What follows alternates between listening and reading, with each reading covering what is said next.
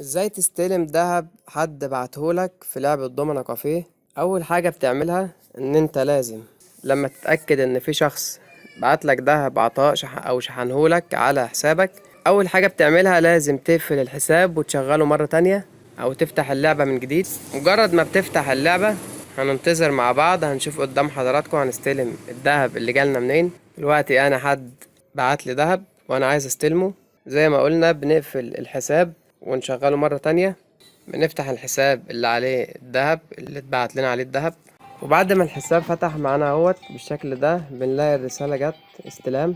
بنضغط على كلمة استلام، ولو ما لقيتش الرسالة جاية قدامك بالشكل ده بتدخل انت على الرسائل في الاسفل. لو ما ظهرتش معاك بتضغط على رسائل في الجزء ده في الاسفل هنا في المكان ده، وهتلاقيها تضغط على استلام وهتستلم عطاء الذهب اللي صاحبك بعتهولك. ده كان شرح النهاردة. لو عجبك الفيديو ما تنساش لايك والاشتراك في القناة. السلام عليكم ورحمة الله وبركاته.